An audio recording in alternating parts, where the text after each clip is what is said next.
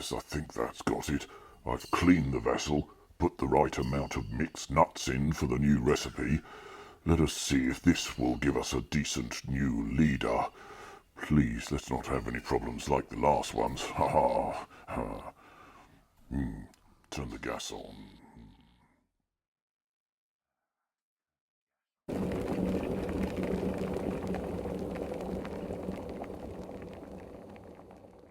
Let's see what's brewed. Oh no, not again. Good Lord. Immigrants, what? Oh no, they're infected with the anti-woke mind virus. Brexit benefits, 61 million trade deals. Maternity pay. What more is there to come? Good grief. Oh, yes, who's back? Ooh, the boy is back in town. Oh, yes, Borisus Imperatus Maximus Rex, the World King, telling it like it is. Oh dear me.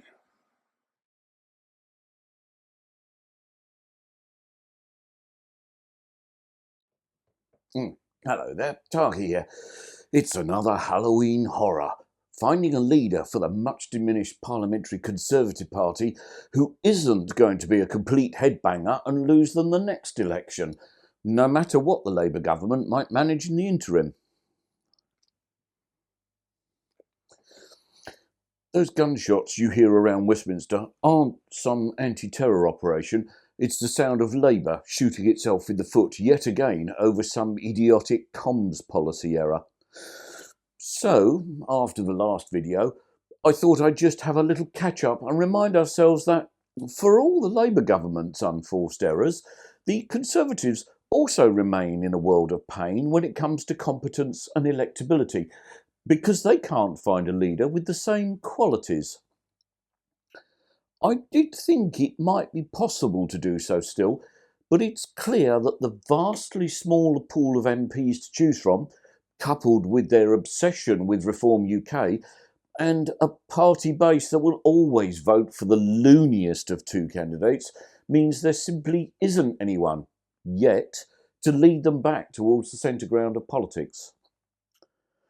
That path back is important because for all the Tories' desperation to recover those voters on the right lost to Reform UK, it is the voters nearer the political centre that win elections. The Conservatives' rightward shifting is not only empowering Reform to retain those votes, but also losing the Tories the more moderate majority, and increasingly, rather than fighting Reform, it's Reform which is dictating pace and policy inside the Tory party. Neither of the two remaining leadership candidates can, I believe, bring about any Tory renaissance. Robert Jenrick is definitely pushing far into the right wing, is offering ending meaningful immigration and leaving the ECHR, thus aligning us with paragons like Russia and Belarus, as his gifts for the party faithful. The faithful might like them. The British voter is provably much less enchanted. Kemi Badenoch is less overtly anti-ECHR, but is a Brexit hardliner in many ways. Again, popular with the faithful, but not with the public that now regularly polls as accepting the failure of Brexit to fulfil its promises. She's also gaffe-prone and rather poor at politics in general too. If Jenrick is always followed by a faint trail of sleaze from previous ministerial positions, Badenoch can and will pick a meaningless political fight with her own reflection. Badenoch appears to be the favourite, with days left to go. Whoever gets to be leader, there are many who believe neither will still be leader by the time of the next general election, especially if Labour can move on from the current dismal implementation of policy and make people's lives better as promised.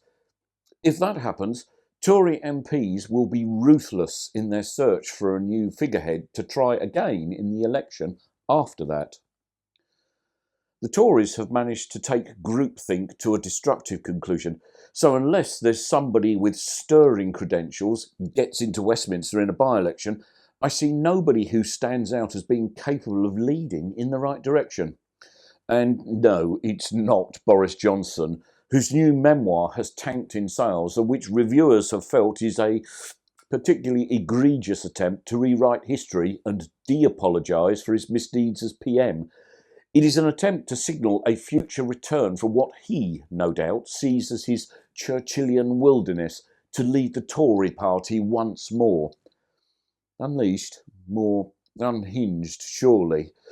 He's still got a few acolytes in Westminster and the media who back him, but nobody else really believes he's political gold any longer. And he never was, really, just the not Corbyn choice for voters in 2019. And finally, I'm making this in the last few days before the much heralded first Labour government budget of the new Parliament. I might do a bit of a video once the dust has settled for that. For now, I'm simply hoping that Rachel Reeves can perform her role as Chancellor without too many gunshots echoing in the Commons. Anyway, chin chin. Honestly, I don't know. It's like the Tory party's lost any sense of independent thought. They're all appearing like they've come out the same dye mould and they've got the same brain cell. Really, it's quite ridiculous. It's almost like they're acting as one unified organism. Makes you wonder what else might come out of there. Eh, what? We are org. No, absolutely not.